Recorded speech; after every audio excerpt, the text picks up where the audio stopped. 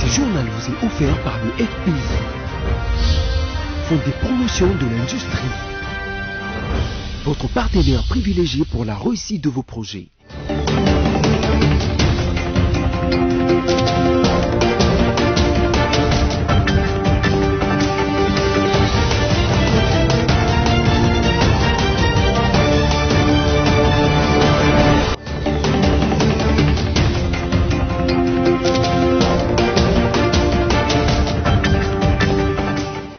Vous avez bien fait de choisir BC Télévision, mesdames, messieurs, c'est l'heure de vous informer. Pépin Manjolo, ministre d'État en charge de la coopération et francophonie, a reçu une délégation japonaise. Cette dernière est venue lui exprimer le vœu de mettre en œuvre les résolutions arrêtées lors de la conférence internationale de Tokyo sur le développement de l'Afrique. Et puis les habitants du quartier Mimosa dans la commune d'Ngalima à Kinshasa ont demandé au ministre d'État en charge de l'urbanisme et habitat d'interdire la construction d'une station d'essence sur un collecteur d'eau dans ce quartier. Enfin, construction de la centrale hydroélectrique de Chibasa dans le Kasaï oriental, les experts du FPI et de la société Grand International Group sont à l'heure des études de faisabilité. Le Japon est plus que jamais déterminé à s'investir dans la mise en œuvre des résolutions arrêtées lors de la conférence internationale de Tokyo sur le développement de l'Afrique. Ce vœu a été exprimé par une délégation japonaise conduite par le directeur général des affaires africaines du ministère des Affaires étrangères du Japon, Clarisse Baby Mouika. Après la participation du chef de l'État Félix-Antoine Tshisekedi Tshilombo à la conférence internationale de Tokyo sur les développements de l'Afrique, où les renforcements de capacités dans différents secteurs de coopération entre la RDC et le Japon ont été abordés, c'est au tour du Japon de s'investir dans la mise en œuvre de résolutions de cette conférence. C'est dans ce cadre que le ministre d'État à la coopération internationale, intégration régionale et francophonie, Maître Pépin Manjolo, a reçu une délégation du Japon conduite par Mori Mikio, ambassadeur ministre adjoint, directeur général des affaires africaines du ministère des Affaires étrangères du Japon. Selon le diplomate, cette année marque le 60e anniversaire de la relation diplomatique entre la RDC et le Japon, présente en RDC dans le secteur de l'infrastructure, de la santé, pour ne citer que cela. Je me suis entendu avec le ministre Manjolo de façon très fructueuse dans quelle mesure on peut procéder à avancer la discussion entre nos deux pays. Nous nous intéressons surtout dans le domaine de l'infrastructure ou encore la coopération dans le domaine de la santé. Le futur de deux pays sur la table des discussions, la RDC invite les entreprises japonaises à s'investir dans cette démarche de coopération gagnant-gagnant, y compris dans les secteurs miniers. Avec les Soudans, il était question d'évoquer les projets de coopération sur les niveaux bilatérales et régionales, les discussions sur les commissions mixtes dans certains domaines, avec un accent sur l'agriculture, étant donné que les Soudans et la RDC regorgent de potentiels agricoles énormes. C'est l'ambassadeur extraordinaire et plénipotentiaire de la République du Soudan, Hussein El Fadil, qui l'a dit lors de sa rencontre avec le patron de la coopération. Nous avons longuement parlé de manque à gagner dans l'intégration régionale. Vous savez, il y a beaucoup à faire dans ce domaine. Nous avons mis l'accent sur l'agriculture, étant donné que le Soudan et la RDC regorgent de potentiel agricole énorme.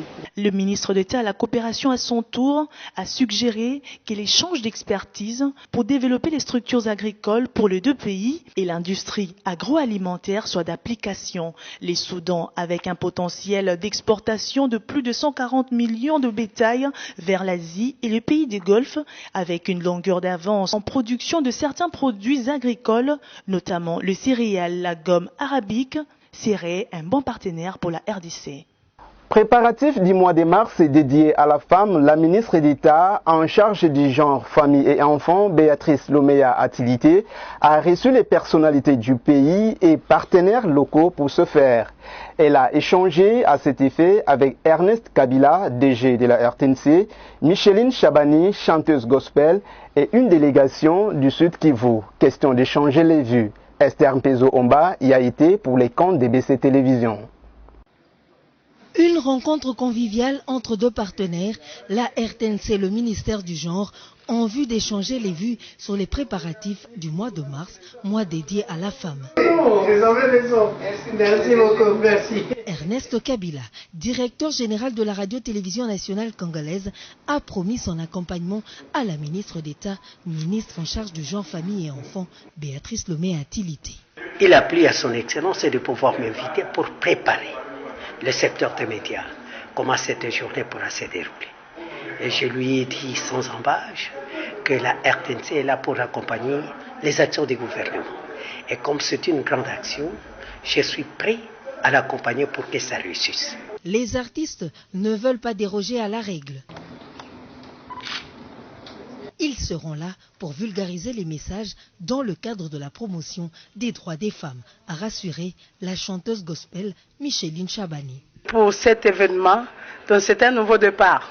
Donc nous voulons prier pour cette nation qui nous a bénis, qui nous a vu naître. Le Sud Kivu, qui n'est pas en reste de cette célébration, est informé de tout ce qui est fait, a déclaré Madame Vénancy Bissimois, qui a conduit la délégation de l'Alliance stratégique des plaidoyers, venue soumettre ses préoccupations, notamment en ce qui concerne la stratégie nationale de lutte contre les violences basées sur le genre. Nous sommes venus voir la ministre d'État pour des préoccupations par rapport à la stratégie nationale de lutte contre les violences basées sur le genre, mais aussi par rapport à la loi spécifique sur les violences basées sur le genre que la RDC est tenue d'adopter suivant les recommandations de la déclaration de Kampala. La République démocratique du Congo doit s'appuyer sur les communautés pour que les survivants des violences sexuelles et celles basées sur le genre obtiennent réparation.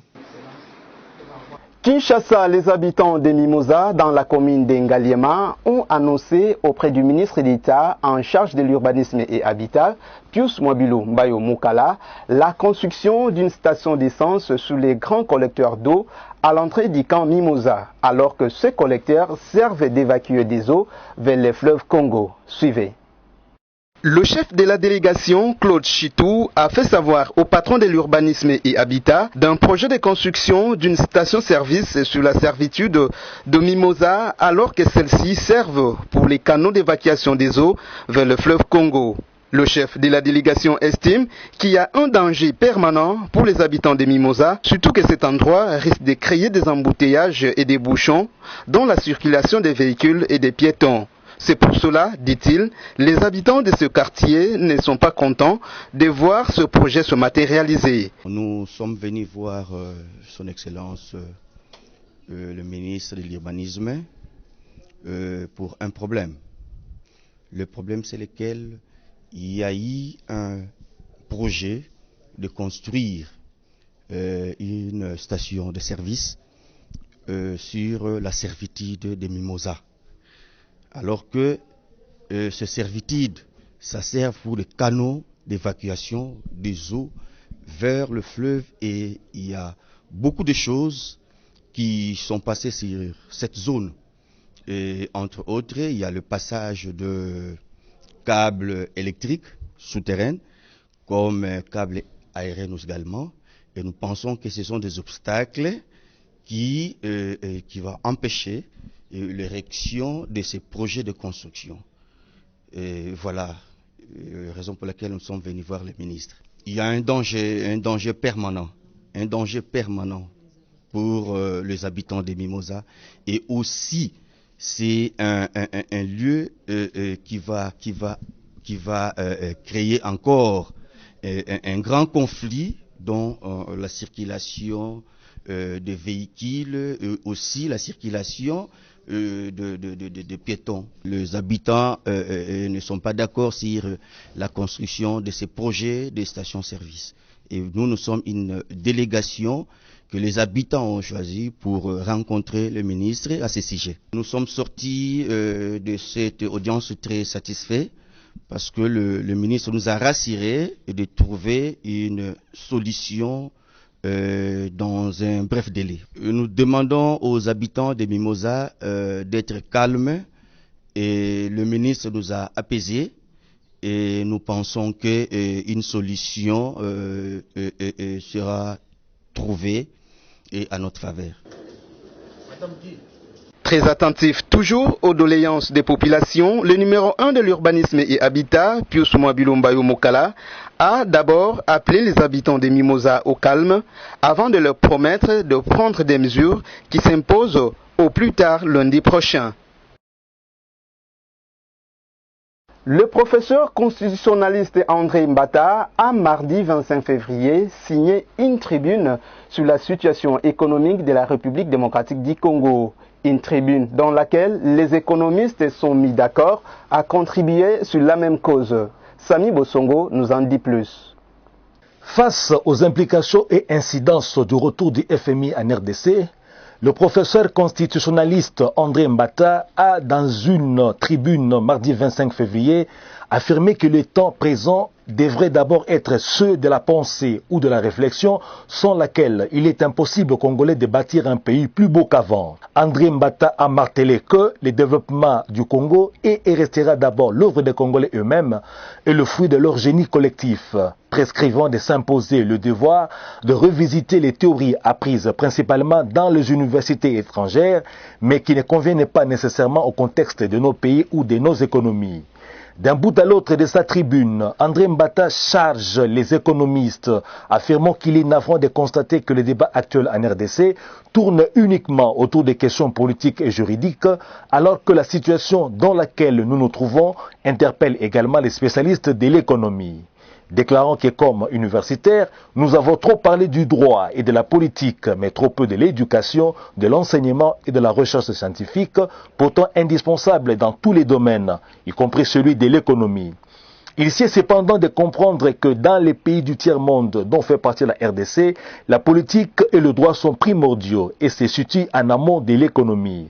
La politique élève des options pour lesquelles le droit établit des normes qui vont régir même l'économie.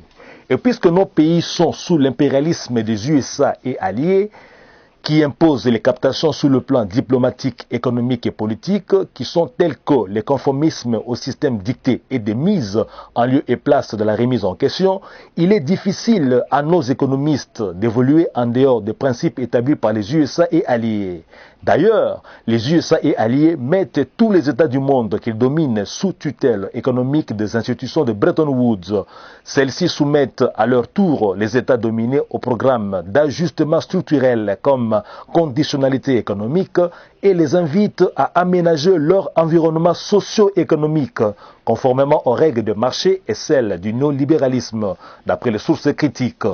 S'il faut que nos économistes et les autres intellectuels congolais repensent nos modèles économiques suivant nos besoins de développement, il faut que la RDC se soustrait de l'influence des institutions de Bretton Woods, ce qui requiert du courage politique de la part des gouvernants et de la prise de conscience nationale, comme en ont fait preuve la Chine, l'Inde et les autres nations qui sont maintenant des puissances émergentes à part entière. L'on rappelle que s'étant rendu au siège du FMI à Washington durant son séjour américain le 5 avril 2009, que le Raïs congolais avait convenu de la reprise de la coopération avec cette institution de Bretton Woods, une coopération suspendue depuis 2012. Avant André Mbata, Kabassou Babou avait prescrit qu'il y ait au sommet de l'État une profonde réflexion stratégique assortie d'actions substantielles démontrant les deux buts de la réalisation de nos ambitions nationalistes de développement au regard des enjeux géopolitiques mondiaux. Comme annoncé au titre, construction de la centrale hydroélectrique de Tchibassa dans le Kasaï oriental, les fonds de promotion de l'industrie FPI, qui est le financier, mènent à ce stade les études de faisabilité sur terrain. L'équipe de Patrice Kitebi, qui séjourne dans cette province, est accompagnée des experts de la firme kosovare Grand International Group. Esther Mpezo-Omba pour les détails. Nous sommes au site de Tchibassa, sous la rivière Lubilangi, dans le territoire de Lupatapata, dans le Kasaï oriental. Sur la rivière Mbujimaï sera construite dans le tout prochain jour une centrale hydroélectrique, un ouvrage qui sera financé par le Fonds de promotion de l'industrie FPI. Ce projet se définit dans le plan d'action prioritaire du FPI, suivant les orientations du programme du gouvernement. La première phase du projet a été lancée. Elle constitue à la collecte de données utiles et approfondies afin de mener une étude de faisabilité détaillée. Pour ce faire, une mission conjointe des experts du FPI et de la firme Kosovar Grand International Group est sur le terrain. Jour après jour, ils mènent des études bathymétriques afin d'en déterminer la topographie et dégager les potentialités de la future centrale hydroélectrique de Tchibassa. François Puila, directeur adjoint aux études au FPI, conduit cette mission de prospection. Nous sommes dans la phase de collecte des données. Les données doivent être analysées pour qu'on puisse nous donner des indications claires et certaines. À ce stade, on ne peut pas présager sur ce qu'ils sont en train de faire. Vous voyez, ils cherchent à maîtriser la vitesse pour qu'ils conseillent avec quel type de matériaux on doit faire le génie civil de la centrale et quelle est l'inclinaison. Tous ces éléments sortiront des rapports sur leur étude technique approfondie. Bien évidemment, cette étude sera suivie d'une autre qui va concerner le transport et la distribution vers la ville de Mbuji-Mayi et de ses environs, en l'occurrence la ferme de Daipen Lukelenge, réhabilitée par le FPI dans le cadre du programme d'urgence de 100 jours du chef de l'État. Daipen Lukelenge produit déjà des poulets de chair et d'œufs. Sa réhabilitation devra développer une constellation d'activités dans les environs et pour y parvenir, il va falloir disposer de l'énergie électrique suffisante. La raison d'être de la centrale hydroélectrique de Tchibassa. Ebola dans le Nord Kivu, aucun nouveau cas n'a été enregistré jusqu'à mardi 25 février. Par contre, 453 cas suspects sont en observation. Les perspectives sont donc bonnes pour la fin prochaine de cette épidémie à l'est de la RDC, a déclaré l'Organisation mondiale de la santé, OMS. C'est le reportage de Christelle Genda, rendu par Josué Kalamba. Les perspectives sont plutôt bonnes pour la fin prochaine de l'épidémie d'Ebola à l'est de la RDC. Jusqu'à mardi 25 février, aucun nouveau cas n'a été enregistré, quoique 453 cas suspects soient en observation. Conséquence, l'épidémie de la maladie est désormais réduite à la seule zone de santé de Beni dans le Nord Kivu. L'optimisme naissait déjà depuis janvier, vu la bonne évolution de la lutte. C'est ce qui a poussé ces secrétaires techniques du comité multisectoriel de la lutte anti-Ebola à annoncer la fin de l'épidémie pour fin mars 2020 en indexant le paramètre sécuritaire. Mais cette épidémie d'Ebola étant toujours qualifiée d'urgence sanitaire internationale par l'OMS et ses experts jusqu'à ce premier quinzaine du mois de février, ce malgré les avancées de la riposte. Il faut par ailleurs noter que l'OMS garde une certaine prudence dans ses prévisions étant donné l'insécurité et les autres obstacles.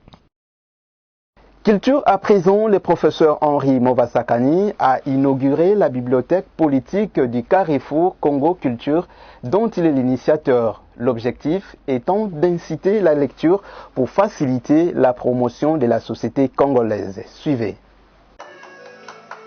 Coupure du ruban symbolique et la bibliothèque publique du Carrefour Congo Culture est ouverte. À son inauguration, chercheurs, étudiants, élèves et autres catégories ont visité cet espace du savoir. Ce nouveau centre culturel propose à lire des romans, les ouvrages des sciences sociales, de l'histoire du Congo, de la culture générale et la littérature française répartie en compartiments. Beaucoup lire pour améliorer son écriture, c'est la raison première de ce service. Nous avons commencé aujourd'hui par une dictée, un peu par ironie en fait, pour jouer un peu. Il y avait un côté ludique de cette dictée pour montrer qu'il y a certains mots, on les écrit mal parce qu'on ne les a jamais rencontrés. Rencontrer un mot, c'est aller les chercher et les mots ne vivent pas n'importe où, ils vivent dans le livre. Donc, nous incitons donc à la lecture, nous voulons que les gens lisent, qu'ils écrivent, qu'ils éparpillent leurs connaissances, parce que c'est comme ça qu'une société peut se promouvoir. La culture de la lecture, c'est le socle du développement car la production dans tous les secteurs émane de la pensée qui ressort du savoir. Pour produire, il faut de la pensée, il faut penser la production. Et donc, au commencement était la culture. Et le développement est un état d'esprit, est une vision, est une projection, est une invention. Il faut inventer la vie autrement que celle que nous avons trouvée dans la nature. Donc, à la nature qu'on a trouvée et qui s'impose à nous, il faudra développer de la culture qui essaie de corriger la nature pour que nous puissions tirer de la nature le plus de choses possibles qui nous facilitent la vie. L'inauguration de cette bibliothèque a coïncidé avec la 19e édition des jeux d'échecs, jeux où la rivalité est une loi et la victoire une règle. Cette initiative a touché les personnes de bonne volonté. Elles avaient apporté chacune 2 ouvrages pour enrichir la bibliothèque. Ici s'achève cette édition d'information, mais avant de vous quitter, en voici le rappel des titres. Pepe Manjolo, ministre d'État en charge de la coopération et francophonie, a reçu une délégation japonaise. Cette dernière est venue lui exprimer le vœu de mettre en œuvre les résolutions arrêtées lors de la conférence internationale de Tokyo sur le développement de l'Afrique. Et puis les habitants du quartier Mimosa dans la commune d'Ngalema à Kinshasa ont demandé au ministre d'État en charge de l'urbanisme et habitat d'interdire la construction d'une station d'essence sur un collecteur d'eau dans ce quartier. Enfin, construction de la centrale hydroélectrique de Tchibassa dans le Kasaï oriental, les experts du FPI et de la société Grand International Group sont à l'heure des études de faisabilité. Fin complète de cette session d'information, mais ne quittez pas, restez branchés sur BC Télévision pour suivre la revue de presse.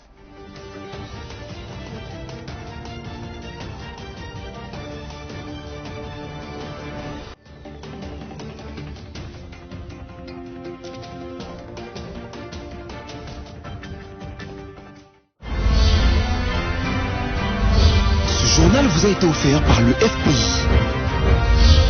Fonds de promotion de l'industrie. Votre partenaire privilégié pour la réussite de vos projets.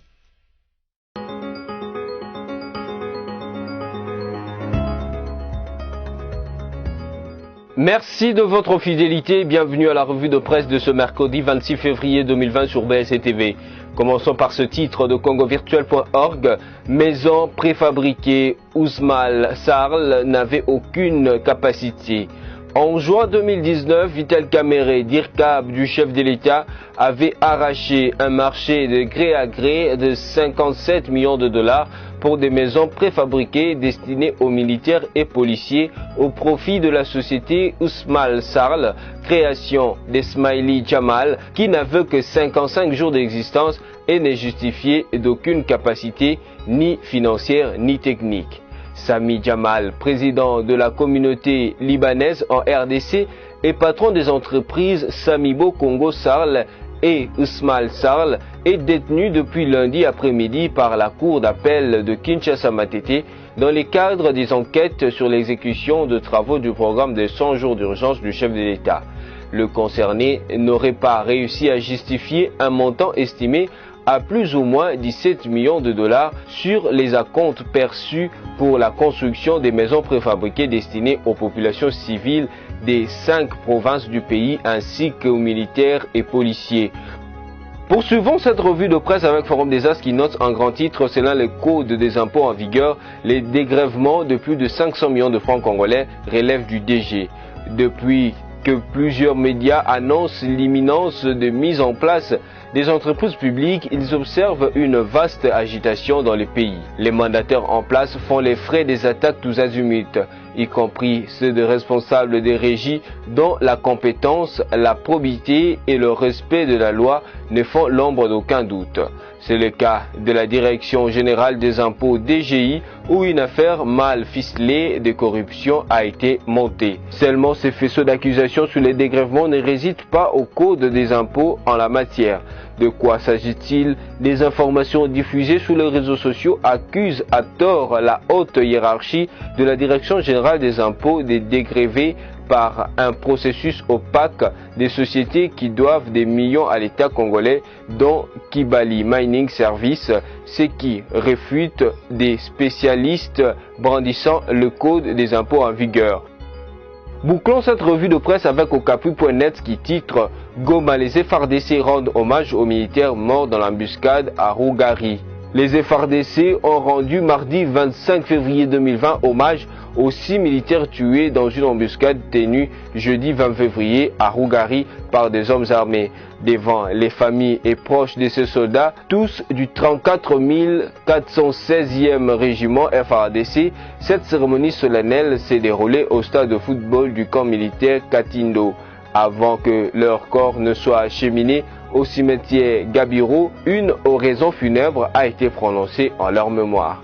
C'est tout pour aujourd'hui. Merci et au revoir.